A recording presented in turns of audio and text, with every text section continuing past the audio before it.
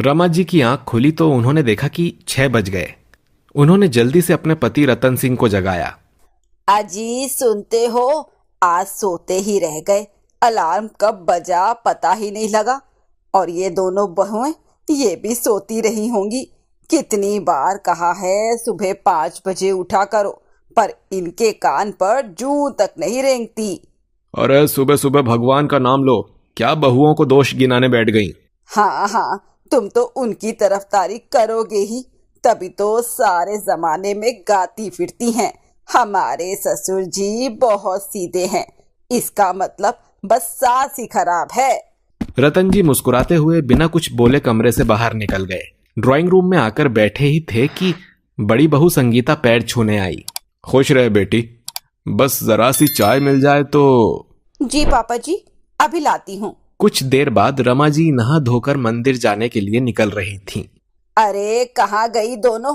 भगवान का भोग बनाया या नहीं? मम्मी जी, वो दीदी बना रही हैं, मैं तो अभी नहाने जा रही हूँ। बस दोनों सोती रहा करो। यही इंतजार कर रही थी ना कि सास नहीं उठी तो हमें उठने की क्या जरूरत है। इतने में संगीता प्रसाद लेकर आई। मम्मी जी, आज पता नहीं कैसे देर हो गई, ये लीजिए प्रसाद। रमा जी बड़बड़ाती हुई प्रसाद लेकर मंदिर चली गई। संगीता किचन में नाश्ता बना रही थी। लाइए दीदी, मैं बना देती हूँ। बस तू खाने की तैयारी कर, ये तो हो गया। इस घर में बस जरा सी देर हो जाए तो सब घर सर पर उठा लेते हैं। तभी आलोक की आवाज आई। संगीता, मेरे कपड़े निकाल दो और जूते भी पॉलिश कर देना। आशा, तू नाश्ता देख, मैं अभी आती हूँ। संगीता के जाने के बाद आशा जल्दी से नाश्ता लेकर ससुर जी को दे आई। कुछ ही देर में रमा जी भी आ गई। आज नाश्ता मिलेगा या वो भी लेट है? मम्मी जी आप बैठी, मैं अभी नाश्ता लाती हूँ। ओहो, जब तुझे किचन में होना चाहिए तू बेडरूम से निकल रही है। माँ जी, वो बस इन्हें कपड़े देने गई थी। इधर आशा खाना बना रही थी। संगीता जल्दी से रमा जी को नाश्ता दे आई। उसी समय आलोक और रंजन दोनों नाश्ता करने आ गए। दीदी लाओ, मैं नाश्ता परोस देती हूँ, आप भी बैठकर नाश्ता कर लो। रहने दे, अभी मम्मी जी चिल्लाने लगेंगी कि पहले ही खाने बैठ गई। ये चले जाएं फिर हम दोनों नाश्ता करेंगे। तू खाना पैक कर, मैं नाश्ता देकर आती हूँ। दोनों भाई नाश्ता कर रहे थे। तभी रमा जी ने कहा, देखो, तुम दोनों अपनी बीवियों को समझा दो सुबह जल्दी उठें, नहीं तो मैं कल से नाश्ता खाना खुद ही बना लूंगी। अरे मम्मी, आपको क्या जरूरत है, दोनों कर लेंगी, मैं समझा दूंगा। हाँ संगीता, मम्मी सही कह रही हैं, सुबह जल्दी उठा करो। सुबह जल्दी तो तब उठेंगे जब रात को जल्दी सोएंगे। देर रात तक आप लोग टीवी देखते हो, देर से खाना खाते हो, फिर बर्तन रसोई इन सब की सफाई करते करते 1 बज जाते हैं। किसी दिन बर्तन रह जाए तो इस घर में अलग ही तमाशा हो जाता है। देखा देखा नालायकों, कैसे जबान लड़ा रही है। तुमने इन्हें बहुत छूट दे रखी है, अब हम सब इनके हिसाब से चलेंगे। रात को झूठे बर्तन पड़े रहें तो घर में लक्ष्मी कहाँ से आएगी? संगीता, माँ से जुबान लड़ाने की जरूरत नहीं है। सुबह जल्दी सारा काम निपटा के दिन में आराम कर लिया करो। जी, लेकिन दोपहर को कभी भी आराम कहाँ मिलता है। कभी अचार बनाना है, कभी मसाले पीसने हैं। दोपहर को मम्मी जी कीर्तन में जाती हैं, कभी कभी वहाँ का प्रसाद बनाना पड़ता है, फिर कपड़े धोने होते हैं। 1 मिनट का आराम नहीं मिलता। भाभी वो तो ठीक है, लेकिन काम तो करना ही पड़ेगा ना। ऐसा है तो साफ सफाई बर्तन के लिए एक काम वाली रख लो। आशा और संगीता के चेहरे पर खुशी की लहर दौड़ गई। तभी रमा जी लगभग चिल्ला पड़ी। चुप रह, नहीं तो सुबह सुबह मुझसे उल्टा सीधा सुन लेगा। ये तो बड़ी महारानी आई है, हमने तो कभी काम ही नहीं किया। हम 6 लोग हैं। जब मैं बहू बनकर आई थी ना, पूरे 15 लोगों का परिवार था। मैं अकेली सारा काम करती थी, दोपहर को गोबर के उपले भी बनाती थी। रतन जी बहुत देर से ये सब देख रहे थे। वे रमा जी के पास आए और बोले, रमा तुम्हारी बात और थी, आजकल बहुएं इतना सब नहीं कर पाएंगी। एक काम करो, रात का खाना 10 बजे तक खाकर सब 11 बजे सोने जाएंगे और अगले महीने से एक काम वाली रख लो। हाँ, वो तो फ्री में काम करेगी ना। ऐसा करो, इन दोनों को इनके पीहर भिजवा दो, फिर काम वाली रख लेना। तुमसे तो बहस करना ही बेकार है। आज से 10 बजे तक सब खाना खाएंगे। अब इस बहस को खत्म करो। तुम दोनों को अब देर नहीं हो रही? जाओ ऑफिस जाओ, कल बात करेंगे। दोनों ऑफिस चले जाते हैं। रतन जी बाहर चले जाते हैं। इधर रमा जी मुंह फुलाकर बैठ जाती हैं। दोपहर के समय रतन जी खाना खाने बैठते हैं। बहू, तुम्हारी सास कहाँ है? पापा जी, वो गुस्सा होकर अपने कमरे में बैठी हैं, खाना खाने भी नहीं आ रही। रतन जी कमरे में जाते हैं और रमा जी से बात करते हैं। इधर संगीता और आशा आपस में बात करती हैं। दीदी, अब तो पानी सिर के ऊपर हो गया है। हमें तो मशीन समझ रखा है, सारा दिन लगे रहते हैं, फिर भी किसी की आंखों तले नहीं आता। हाँ आशा, तू नहीं जानती, अब तो फिर भी तेरा सहारा है। पहले तो सारा दिन हर कोई मुझ पर चिल्लाता रहता था। दीदी, आपने बर्दाश्त किया है ना, इसीलिए आज ये हमारी हालत हो रही है। रतन जी रमा जी को मना कर लाते हैं। दोनों खाना खाकर अपने कमरे में आराम करने चले जाते हैं। दीदी, कुछ तो करना पड़ेगा, ना तो हम आराम कर पाते हैं, ना कहीं जा पाते हैं। बस काम काम और बस काम ही काम करते रहते हैं। आशा, एक काम कर, पास में एक एनजीओ है, वहां मेरी जान पहचान है। वे तो काफी दिन से कह रही थी नौकरी के लिए। हम वहां नौकरी कर लेते हैं, सुबह का काम निपटा कर चले जाएंगे और अपनी सैलरी से एक फुल टाइम मेड रख लेते हैं। तू कहे तो मैं आज ही सबसे बात करती हूँ। शाम को सभी बैठकर टीवी देख रहे थे। तभी संगीता ने उनके सामने नौकर वाली बात रख दी। बहू, एक काम करो, नौकरी करनी है तो अपने घर जाकर करो। मम्मी जी, अब तो जो कुछ होगा यही से होगा। मैं पिछले 4 साल से रात दिन काम कर रही हूँ। आशा भी जब से आई है काम में लगी है, लेकिन आप लोगों को हमारी मेहनत नजर ही नहीं आती। हम दोनों अब नौकरी करेंगी, आपको कोई परेशानी नहीं होगी, फुल टाइम मेड रख लेंगे। संगीता माँ ने मना कर दिया, बस इतना ही काफी है। लेकिन भैया, इसमें परेशानी क्या है? आजकल सब नौकरी करते हैं। देवर जी सही कह रहे हैं, अगर आप हमें नौकरी नहीं करने देंगे तो हम ये घर छोड़कर चले जाएंगे। ये सुनकर सबके होश उड़ गए। ठीक कह रही है बहुएं। जाओ बेटी, तुम दोनों जो करना है करो। बहू, तुम एक काम वाली लगा लो, लेकिन नौकरी करने मत जाओ। मैंने कई जगह सुना है, काम वाली अकेले बुजुर्ग को मारकर पूरा घर लूट लेती हैं। ठीक है, तुम दोनों एक फुल टाइम मेड रख लो, उसकी सैलरी हम दोनों दे देंगे। लेकिन मम्मी पापा को मेड के भरोसे छोड़कर मत जाओ। अगले दिन से मेड की तलाश शुरू हो गई। अब रमा जी भी थोड़ा काम निपटा लेती थी। अंजलि बेटा, अंजलि, ये ले, तेरा लंच पैक हो गया है और कॉलेज से जल्दी आ जाना। आज अमर के लिए शाम को लड़की देखने जाना है। ठीक है मम्मी, जल्दी आ जाऊंगी। दिल्ली में नैना देवी अपने बेटे अमर और बेटी अंजलि के साथ रहती थी। पिता के स्वर्गवास के बाद अमर ने ही पूरे घर की जिम्मेदारी संभाल रखी थी। अंजलि सबसे छोटी थी, इसीलिए अमर और उसकी माँ उसे बहुत लाड प्यार से रखते थे। शाम को सब लोग लड़की देखने गए। साधना बहुत ही सुंदर और संस्कारी लड़की थी। सबको साधना बहुत पसंद आ गई। घर आकर, अंजलि, तुझे साधना कैसी लगी? भाई, मुझे तो लड़की बहुत पसंद आई। अंजलि मन ही मन सोचने लगी, अगर भाभी घर में आ गई तो माँ और भैया उन्हें ही ज्यादा प्यार करेंगे और मेरी बात कोई नहीं सुनेगा। मम्मी, मुझे वो लड़की कुछ खास अच्छी नहीं लगी, बहुत चुपचाप थी, पता नहीं कैसी होगी। अरे पगली, संस्कारी लड़कियां कम ही बोलती हैं। कुछ दिन बाद अमर और साधना की शादी हो जाती है। शादी के अगले दिन की बात है, जब साधना सुबह जल्दी तैयार हो गई। बेटा साधना, आज तेरी पहली रसोई है, जो भी तुझे पसंद हो वो बना लेना और कुछ मीठा भी बना लेना। अंजलि, जाओ बेटा, भाभी की कुछ मदद करो। मैं? लेकिन मम्मी, मुझे थोड़ी कुछ बनाना आता है और मेरा काम थोड़ी है ये सब।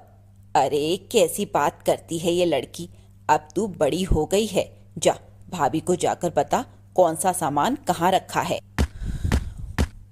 अंजलि मुंह बनाते हुए रसोई में चली गई। दीदी, आप परेशान मत होइए, बस आप मुझे सामान दे दीजिए। अंजलि साधना को सारा सामान निकाल कर दे देती है।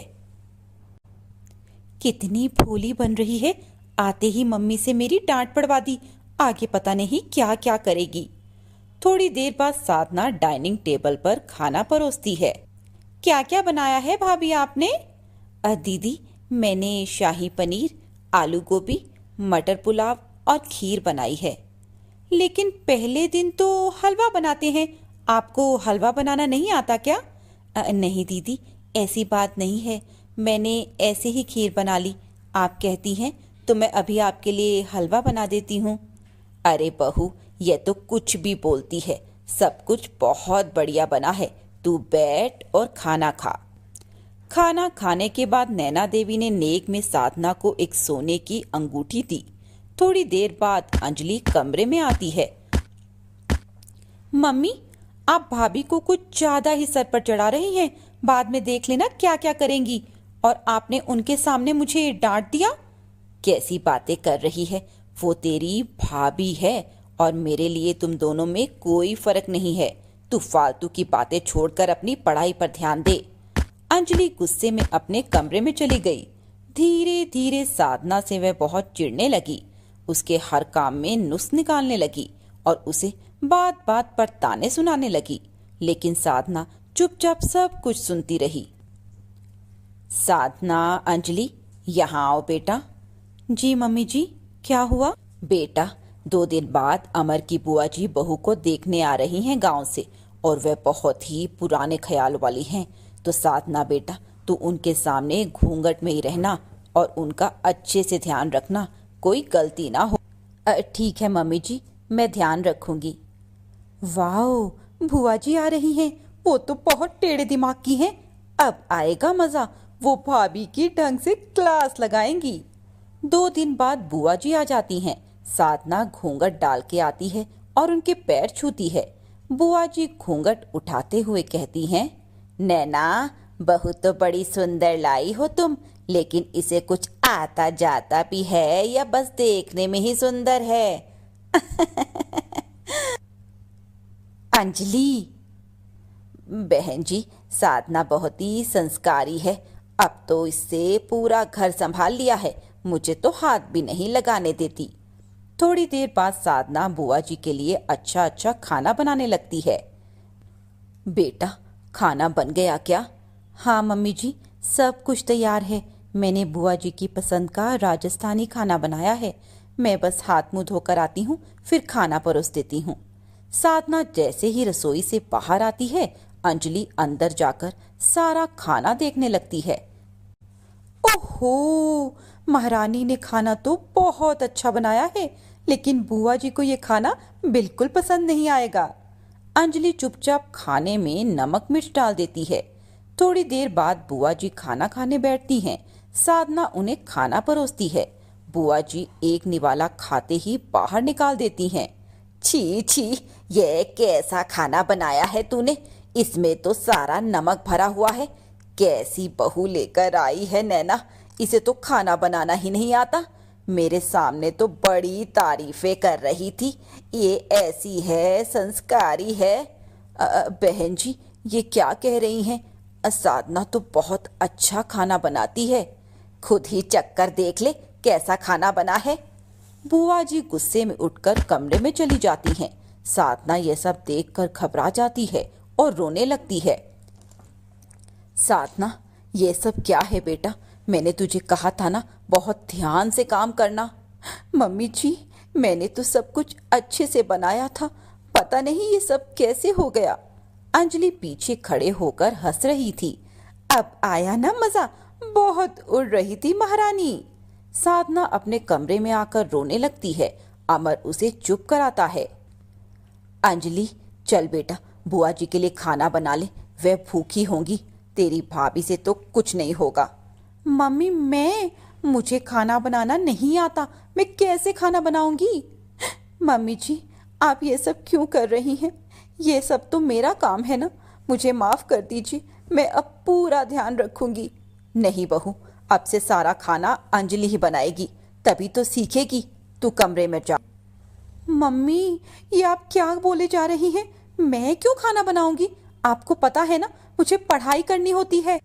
बेटा, जब तू पढ़ाई छोड़कर बाकी सारे काम कर रही है, तो अब घर भी संभाल। मैं जानती हूँ सुबह का खाना तूने ही खराब किया था, वो भी जानबूझकर, ताकि साधना को उल्टा सीधा सुनना पड़े। अंजलि चुपचाप खड़ी होकर रोने लगती है। तुझे जरा भी शर्म नहीं आई? मैंने तुझे यही सिखाया है क्या? मम्मी, मुझसे गलती हो गई, मुझे माफ कर दीजिए। बेटा, माफी अपनी भाभी से मांग, जिसके साथ शुरू से ही तूने ऐसा बर्ताव किया है। अंजलि साधना से माफी मांगती है और उसके बाद से दोनों खुशी खुशी रहने लगती हैं। कानपुर के एक छोटे से कस्बे में रोशन जी का परिवार रहता था। घर में उनकी माताजी रत्ना जी, उनकी पत्नी सुनीता, बेटा आशीष और बेटी सौम्या रहते थे। आशीष की शादी हुए अभी केवल 3 महीने हुए थे। सोनिया दिल्ली की पढ़ी लिखी लड़की थी। माता पिता के कहने से उसने शादी के लिए हाँ कर दी, लेकिन जब वह बहू बनकर आई तो उसने महसूस किया कि यहाँ तो बहुत बंदिशें। एक दिन सोनिया घर का काम कर रही थी, तभी उसके फ्रेंड का फोन आया। यार सोनिया, तू तो मुझे भूल ही गई। आजकल तो मौज आ रही होगी। बता, कहाँ कहाँ घूमने गई? तूने तो पिक्चर भी नहीं भेजी। नहीं, कहीं घूमने नहीं गई, बस इन्हें काम थोड़ा ज्यादा था। अच्छा बता, दिल्ली कब आ रही है? तेरे बिना पार्टी में मजा ही नहीं आता। देखती हूँ, जब आऊंगी बता दूंगी। वैसे तू कैसी है? क्या चल रहा है? मैं तो जॉब ज्वाइन कर रही हूँ, 80,000 सैलरी है। मैं तो कहती हूँ तू भी अपने हस्बैंड के साथ यही शिफ्ट हो जा। काश मैं भी जॉब कर पाती। वहीं ढूंढ लेना कोई जॉब, नहीं तो यहाँ शिफ्ट हो जा। चल देखती हूँ, अभी बहुत काम है, बाद में बात करती हूँ। ये कहकर उसने फोन काट दिया। फोन पर बात करके उसका दिमाग ही घूम गया। यहाँ सारा दिन खाना बनाना, बर्तन मांजना, कपड़े धोना, और वहाँ वो मजे से 80,000 कमा रही है। सोनिया बहुत परेशान रहने लगी थी। एक दिन सुनीता जी उसे परेशान देखकर पूछने लगी, बेटी क्या बात है, कुछ परेशान लग रही है? सोनिया ने सारी बात बता दी। यह सुनकर उसकी सास ने कहा, वो सब तो ठीक है, लेकिन हमारे घर में यह सब नहीं होता। फिर भी मैं तेरे ससुर जी से बात जरूर करूंगी। शाम को सुनीता जी ने रोशन जी से बात की, लेकिन उन्होंने साफ मना कर दिया। क्या बात करती हो? बहू नौकरी करने जाएगी, हमारी कितनी बदनामी होगी। अब तो समय बदल गया है, हमें भी अपनी सोच बदलनी चाहिए। तुम्हारी बात तो ठीक है, लेकिन माँ को कौन समझाएगा? आप चिंता न करें, मौका देखकर मैं माँ से बात कर लूंगी। कुछ दिन बाद सुनीता ने अपनी सास से बात की। उन्होंने मना कर दिया, लेकिन सुनीता और रोशन जी के समझाने पर वो मान गई। सौम्या अपने भाभी के कमरे में आई। भाभी बधाई हो, दादी ने आपको नौकरी की परमिशन दे दी। अब तो आपके मजे ही मजे हैं। क्या तुम सच कह रही हो? हाँ भाभी, अब तो बस फटाफट नौकरी ढूंढ लो। अगले दिन से सोनिया नौकरी ढूंढने लगती है। इधर सौम्या का एडमिशन भी एक अच्छे से कॉलेज में हो गया था। एक हफ्ते बाद उसे कॉलेज जाना था। एक दिन सोनिया के पास एक कंपनी से कॉल आई। वहां उसे एचआर की जॉब ऑफर हुई थी। सैलरी कम थी, लेकिन कंपनी अच्छी थी। सोनिया ने इंटरव्यू क्लियर कर लिया। इंटरव्यू में उसे कंपनी के ड्रेस कोड के बारे में बताया गया। वहां पैंट शर्ट और कोट पहनकर जाना था। सोनिया उसी दिन सौम्या को लेकर शॉपिंग करने चली गई। बाजार में सोनिया ने कपड़े खरीदे। तब सौम्या ने सोनिया से कहा, सौम्या तुम भी अपने लिए कपड़े खरीद लो, 2 दिन बाद तुम्हें भी तो कॉलेज जाना है। भाभी मेरे पास तो बहुत सारे कपड़े हैं। मैं घर के कपड़ों की बात नहीं कर रही। कॉलेज क्या सलवार सूट पहनकर जाओगी? मैं वेस्टर्न ड्रेस की बात कर रही हूँ। कम से कम जीन्स और टी शर्ट तो ले सकती हो। भाभी घर वाले नहीं मानेंगे। और ये क्या भाभी, आप ये पैंट शर्ट क्यों ले रही हो? घर वालों ने आपको नौकरी की परमिशन दी है, ये पैंट शर्ट के लिए तो वो कभी नहीं मानेंगे। आपके पैसे बेकार जाएंगे। मेरी कंपनी का यही ड्रेस कोड है, यहाँ हम साड़ी या सूट पहनकर नहीं जा सकते।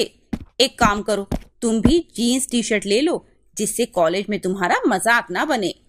दोनों शॉपिंग करके घर आ जाती हैं। अगले दिन सोनिया को ऑफिस जाना था। वह तैयार होकर घर से निकली तो दादी सास के पैर छूने गई। रत्ना जी ने उन्हें देखा तो चिल्लाने लगी, सुनीता, ओ सुनीता, ये क्या मजाक चल रहा है इस घर में? तेरी बहू तो अपने संस्कार भूल गई, लेकिन तू तो याद दिला सकती है। क्या हुआ दादी, मुझसे कोई गलती हो गई क्या? तभी सुनीता जी वहां आती हैं। क्या हुआ माँ जी? देख, तेरी बहू कैसे कपड़े पहनकर ऑफिस जा रही है, इसे जरा भी शर्म नहीं है। बहू, ये ड्रेस तुम कब लाई? हमारे यहाँ ये सब नहीं चलता, जाओ जल्दी से सूट पहन लो। लेकिन मम्मी जी, मैं सूट पहनकर नहीं जा सकती, मेरी कंपनी में यही ड्रेस कोड है। नहीं बहू, अगर ऐसा है तो छोड़ दो ये नौकरी। यह एक छोटा सा कस्बा है, यहाँ हम सब एक दूसरे को जानते हैं, तुम ऐसे कैसे जा सकती हो?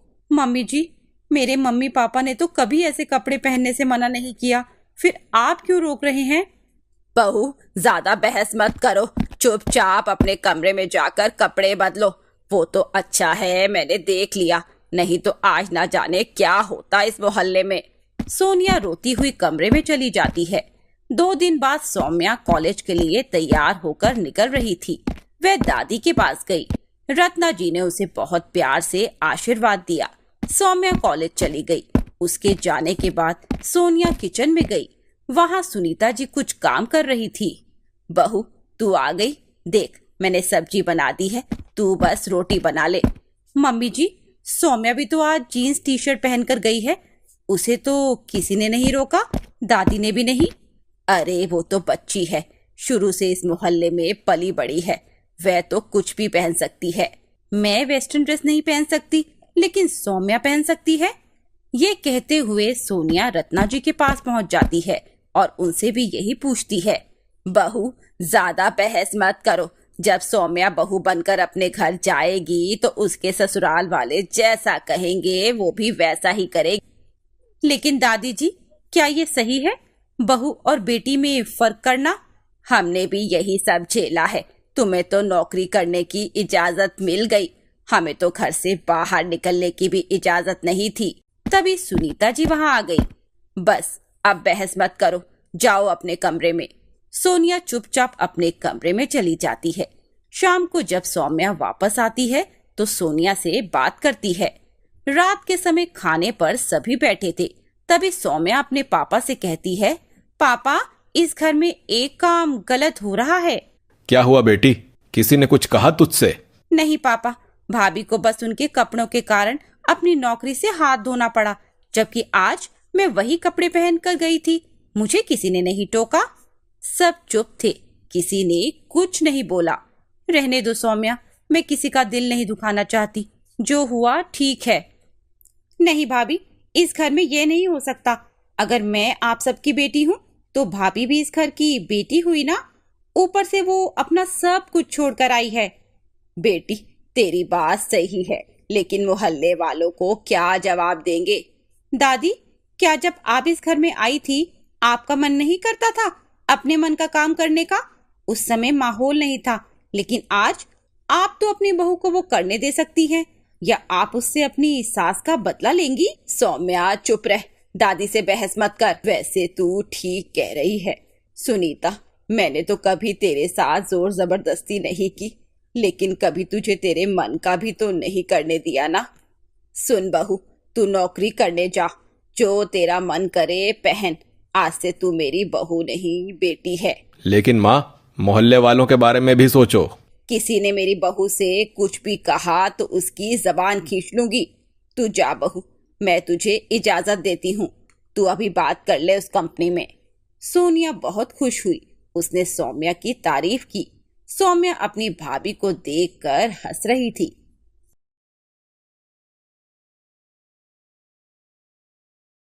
संजीव के लिए एक रिश्ता आया था।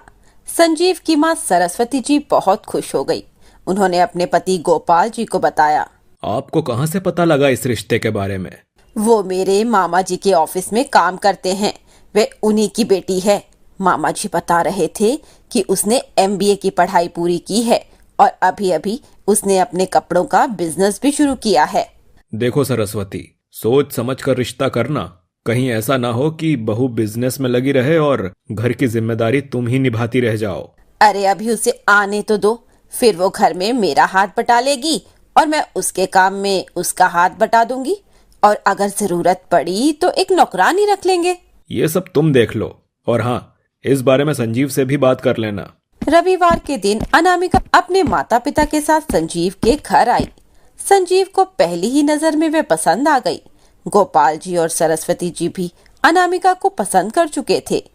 अनामिका के पिता राजेंद्र जी ने कहा, देखिए भाई साहब, मेरी उम्र तो नौकरी में निकल गई, लेकिन मैंने अपनी इकलौती बेटी को अच्छे से पढ़ाया है। अब वो एक बिजनेस कर रही है। हम चाहते हैं कि शादी के बाद उसे बिजनेस करने दिया जाए। बस हमारी यही डिमांड है। बाकी आप अपनी डिमांड भी बता दीजिए। जी, हमें कोई आपत्ति नहीं है बेटी के बिजनेस से, आप निश्चिंत रहें। दोनों परिवारों की सहमति से रिश्ता हो जाता है। अनामिका बहू बनकर ससुराल पहुंच जाती है। पूरा परिवार बहुत खुश था। शादी के दूसरे दिन सरस्वती जी सुबह उठकर चाय बना रही थी, तभी अनामिका आई और बोली, माँ जी, मेरी फ्लाइट है, मैं सूरत जा रही हूँ। अपनी फैक्ट्री के लिए कुछ कपड़े खरीदने हैं। अरे बहू, ऐसा कैसे हो सकता है? आज तो तेरी मुंह दिखाई की रस्म है, सभी रिश्तेदार आएंगे। माँ जी, यह सब तो बाद में भी हो जाएगा। मेरी फैक्ट्री में कपड़े खत्म हो रहे हैं, मेरा स्टाफ खाली हो जाएगा, और मैंने जो ऑर्डर पकड़े हैं उन्हें मैं समय पर पूरा भी तो करना है। लेकिन बहू, तू अकेली कैसे जाएगी? तू कहे तो मैं संजीव को तेरे साथ भेज दूं। माँ जी, मैं तो हमेशा अकेले ही सफर करती हूँ, मुझे तो हर दूसरे दिन अलग अलग शहरों में जाना ही पड़ता है। ये कहकर अनामिका अपना सूटकेस लेकर चली गई। सरस्वती जी को बहुत बुरा लगा। 3 दिन बाद अनामिका वापस आई। घर आकर वह बिना किसी से बात किए सोने चली गई। सरस्वती जी ने उसके लिए खाना बनाया और वह खाना लेकर गई। अब बहू, खाना खा ले और बता तेरा सफर कैसा रहा। ओहो माँ जी, मैं बहुत थक गई हूँ। खाना फ्लाइट में ही खा लिया था। आप मुझे आराम करने दीजिए और यहाँ से जाइए।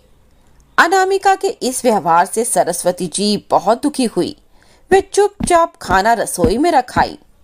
अगले दिन अनामिका सुबह ही अपने ऑफिस के लिए निकल गई। वह देर रात को घर आती थी।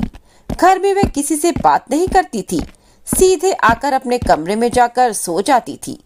एक दिन संजीव ने अनामिका से कहा, अनामिका, माँ बता रही थी कि तुम उनसे बात नहीं करती हो, क्या बात है? बस शुरू हो गया सास बहू का नाटक। उन्होंने तुम्हारे कान भरने शुरू कर दिए ना। मैं इसीलिए शादी के लिए मना करती थी, मुझे पता था यही सब होना है। तुम बात को बढ़ा रही हो, माँ ने ऐसा कुछ नहीं कहा है, मैं तो बस पूछ रहा था। देखो संजीव, मैं इन सब चक्रों में नहीं पड़ सकती। तुम या तो मेरे साथ अलग रहो या मुझे फ्रीडम से रहने दो। मैं अपने घर का अकेला बेटा हूँ, अपने माता पिता को तो मैं छोड़ ही नहीं सकता। इसीलिए अलग होने के बारे में मुझे मत कहना। रही बात यहाँ रहने की, तो तुम्हें जैसे रहना है रहो। संजीव ने अपनी माँ सरस्वती जी और गोपाल जी को सारी बात बता दी। माँ वो अलग विचार की लड़की है, उसे अपने बिजनेस पर ध्यान देने दो। धीरे धीरे वो रिश्तों को समझेगी तो अपने आप ही रास्ते पर आ जाएगी। ऐसा कैसे चलेगा? मैं इसके माता पिता से बात करूंगी। देखा सरस्वती, मैंने तुम्हें पहले ही कहा था, अब जैसा चल रहा है चलने दो, तुम्हें एडजस्टमेंट करना होगा। एक दिन अनामिका देर रात तक घर नहीं आई। सबको चिंता हो रही थी। संजीव अनामिका को बार बार फोन कर रहा था, लेकिन वह फोन नहीं उठा रही थी। संजीव उसके ऑफिस गया तो वहां ताला लगा हुआ था। फिर वह फैक्ट्री भी गया, वहां भी कोई नहीं था। वह थक हार कर घर आ गया। उसने अनामिका के माता पिता को फोन किया तो पता लगा वह वहां भी नहीं आई। अब सभी लोग बहुत परेशान हो गए। रात काफी हो चुकी थी। सुबह होने का इंतजार कर रहे थे कि तभी पुलिस स्टेशन जाकर उन्होंने रिपोर्ट लिखवा दी। रात के 2 बजे अनामिका का फोन आया। संजीव, मुझे माफ करना, मैं तुम्हारा फोन नहीं उठा सकी। अचानक मुझे सूरत जाना पड़ा। फ्लाइट में फोन काम ही नहीं कर रहा था। अभी फ्लाइट से उतरी हूँ तो तुम्हारी मिस कॉल देखी। अनामिका, तुम निकलने से पहले मुझे बता नहीं सकती थी? यहाँ सब कितना परेशान हो रहे हैं। आप लोगों को तो हर घड़ी की रिपोर्ट चाहिए। एक काम करो, मेरे पीछे एक जासूस लगा दो। अब बता तो रही हूँ, बिजनेस में ऐसा ही होता है, कोई टाइम टेबल नहीं होता। मैं तुम्हारी तरह नौकरी नहीं कर रही संजीव। फोन स्पीकर पर था। संजीव के माता पिता के साथ साथ अनामिका के माता पिता भी सब सुन रहे थे। अनामिका तुम घर आ जाओ, फिर बात करेंगे। अनामिका मुझे भी तुमसे बात करनी है, जितनी जल्दी हो घर आओ। अरे पापा, आप कब आए? हाँ, ये सब मेरे ही लाड़ प्यार का परिणाम है जो तुम किसी से ढंग से बात तक नहीं करती हो। घर आओ, फिर बात करेंगे। अगले दिन अनामिका घर आई। वह ससुराल न आकर पीहर पहुंच गई। पापा, आपको पता है ये लोग मेरे साथ कैसा व्यवहार करते हैं? मैंने संजीव को अलग रहने के लिए भी कहा, लेकिन वे माने ही नहीं। बेटी, मुझे सब पता लग गया है। गलत व्यवहार वो नहीं, तू करती है। अपने पैसे के घमंड और बिजनेस के चक्कर में अपनी गृहस्थी में तू आग लगा रही है। ओहो पापा, उन्होंने आपके भी कान भर दिए। मुझे पता ही था यही होगा। बेटी, वे झूठ नहीं बोल रहे हैं। मैं तेरी आदत जानता हूँ, लेकिन वो सब ससुराल में नहीं चलता जो यहाँ चलता था। वो तेरी सास और पति है बेटा, उनका आदर तुझे करना ही होगा। पापा, मैं ऐसा कुछ नहीं कर सकती। मैं अपने बिजनेस पर ध्यान दूं या सास के नखरे उठाऊं?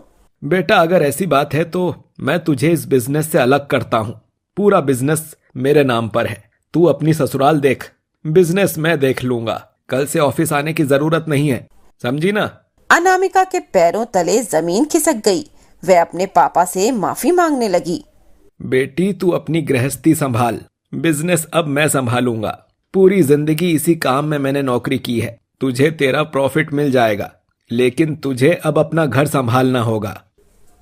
अनामिका को अपनी भूल का एहसास हो चुका था। राजेंद्र जी अनामिका को लेकर उसके ससुराल पहुंचे। वहां उसने सबसे माफी मांगी। अगले दिन से वे घर में रहकर सारे काम करने लगी। सबके साथ अच्छे से व्यवहार करने लगी। वे कभी कभी ऑफिस भी जाती थी। उसके पापा उसका सपना की शादी को अभी 2 साल ही हुए थे। उसके घर वाले बहुत गरीब थे, इसीलिए उसे ससुराल में हमेशा बुरा भला सुनने को मिलता था। सपना सारा दिन घर में काम निपटाती रहती थी, लेकिन फिर भी उसकी सास निर्मला खुश नहीं रहती थी। एक दिन सपना बर्तन मांज रही थी, तभी सपना का पति राजेश आया और अपनी माँ के पास बैठ गया। मम्मी, मेरे दफ्तर में सभी बाइक से आते हैं, मुझे बस से जाना पड़ता है। मुझे भी एक बाइक लेनी है, कुछ पैसे दे दो, बाकी मैं किश्तें करा लूंगा। बेटा, मुझे सब मालूम है। जो लड़के नई नई बाइकों पर नौकरी करने जाते हैं, उनमें से तो ज्यादातर को बाइक दहेज में मिलती है, और एक हम हैं जो मुफ्त में तेरी शादी कर बैठे। तुझे दहेज में मिला ही क्या? ना पैसे ना बाइक। अब कहाँ से लाऊं मैं बाइक के लिए पैसे? जा मांग अपनी बहू से। राजेश गुस्से में अपने कमरे से बाहर आकर बैठ जाता है। शाम को राजेश का छोटा भाई करण आता है। वह एक बड़ी कंपनी में नौकरी करता था।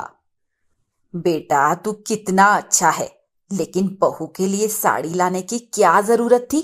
उसके घर से क्या कभी तेरे लिए कुछ आया है? अरे मम्मी, भाभी इतना काम करती हैं। भाभी की वजह से ही ये घर चल रहा है। मेरे लिए जैसे आप हो वैसी ही भाभी हैं। करण भाभी को साड़ी दे देता है। यह देखकर निर्मला बहुत गुस्सा हो जाती है। मैं तो अब तेरी शादी का इंतजार कर रही हूँ। तेरी शादी में अपने सारे अरमान पूरे करूंगी। पैसे वाले घर में तेरी शादी करूंगी। करण हंसता हुआ अपने कमरे में चला जाता है। समय बीतने लगता है। अब करण के लिए भी रिश्ते आने लगे थे। एक दिन पंडित जी एक रिश्ता लेकर आए। निर्मला जी, आपके लिए मैं एक मालदार पार्टी लेकर आया हूँ। बस लड़की जरा मोटी है, लेकिन उसका बाप करोड़पति है, करोड़पति। लाखों रुपए नगद और कार के साथ साथ तुम्हें सोने में तोल देगा। निर्मला यह सुनकर बहुत खुश हो जाती है और पंडित जी से कहती है, पंडित जी आप बात करो, अपने बेटे को तो मैं मना लूंगी। बस किसी तरह यह रिश्ता करवा दो। यह रिश्ता हाथ से जाना नहीं चाहिए। शाम को निर्मला करण से बात करती है, लेकिन वह मोटी लड़की से शादी करने के लिए मना कर देता है। माँ, तुम्हारा दिमाग खराब है क्या? तुम्हें पैसे के अलावा कुछ और दिखाई देता है या नहीं? मैं नहीं करूंगा ये शादी। देख, मान जा मेरी बात। मोटी है तो क्या हुआ, पैसा भी तो बहुत आ रहा है। तू उसे जिम ले जाना, वह पतली हो जाएगी। और अगर तू मेरी बात नहीं माना ना, तो मैं जहर खा लूंगी। करण माँ की बात सुनकर डर गया और उसने शादी के लिए हाँ कर दी। कुछ ही दिनों में करण की शादी हो गई। अलका बहू बनकर आई। घर में आते ही वह अपने कमरे में जाकर बैठ गई। शादी से पहले उसने अपने पापा से कहकर ससुराल में एसी लगवा दिया था। बेटी, यहाँ क्यों बैठ गई? चल बाहर, मुंह दिखाई की रस्म करनी है। देखिए, मेरे पापा ने इतना पैसा इसलिए नहीं दिया कि कोई भी आकर मेरा मुंह देखे। आप जाइए, मुझे आराम करना है। उधर सपना को ये बात मालूम हुई तो वह अपनी सास से कहने लगी, माँ जी, मुंह दिखाई की रस्म कल रख लीजिएगा, मैं अलका को समझाती हूँ। सपना उसे समझाने उसके कमरे में गई। उसकी बात सुनकर अलका गुस्से में बोली, जेठानी जी, मुझे आपकी औकात पता है। आप जैसे 10 गरीब मेरे घर में नौकरी करते हैं। मैं भी जाने कहाँ फंस गई। हर कोई अपने हिसाब से चलाना चाहता है मुझे। नहीं बहन, मैं तो ये कह रही थी कि ये बहुत जरूरी रस्म है। कुछ देर के लिए ही सही बाहर आकर बैठ जाना। आज थोड़ा आराम कर लो, ये रस्म हम कल रख लेंगे। मुझे किसी का हुक्म सुनने की जरूरत नहीं है और ना ही आदत। तुम जाओ बाहर और दरवाजा बंद करती जाना। सपना चुपचाप बाहर आ जाती है। बाहर निर्मला भी ये सब सुन रही थी। इसी तरह कुछ दिन बीत जाते हैं। अलका ना तो कोई काम करती थी और ना ही कमरे से बाहर निकलती थी। सारा दिन एसी में रहती और टीवी देखती रहती। एक दिन करण शाम को घर आया तो सपना ने उसके हाथ में बिजली का बिल पकड़ा दिया। माँ, ये बिल 20,000 का आया है, कहाँ से भरेंगे? निर्मला अलका के कमरे में जाती है। बेटी, तू सारा दिन एसी चलाकर बैठी रहती है, इतना बिल आ रहा है। माँ जी, मैं अपने घर में ऐसे ही रहती थी, यहाँ कितना भी बिल आए एसी बंद नहीं होगा। तू घर का कोई काम भी नहीं करती, सपना पर हुक्म चलाती रहती है। वह तेरी नौकरानी नहीं है, तेरी जेठानी है, जेठानी। माँ जी, ये गरीब लोग नौकर बनने के लायक ही होते हैं। आपको ज्यादा तकलीफ है तो 2 नौकरानी रख दीजिए, मैं अपने पापा से पैसे दिलवा दूंगी। निर्मला भी चुपचाप बाहर आकर बैठ गई। उन्होंने सपना को बुलाया। सपना, मुझे माफ कर दे। पैसों के लालच में ऐसी बहू ले आए जो सब पर हुक्म चलाती है, मुझे भी उल्टे जवाब देती है। तूने कभी मुझे जवाब नहीं दिया। मम्मी, देख लिया लालच का फल, अब जिंदगी भर उठाते रहो मुसीबत। नहीं देवर जी, ऐसा मत बोलिए। वो आपकी पत्नी है, आप उसे प्यार से समझाइए। अभी बच्ची है ना, धीरे धीरे समझ जाएगी। लेकिन भाभी, आप कब तक नौकर बनी रहेंगी? मैं अभी उससे बात करता हूँ। देवर जी, आप उससे कुछ भी नहीं कहेंगे, आपको मेरी कसम। जरा सी बात में घर में कलेश हो, ये सही नहीं होगा।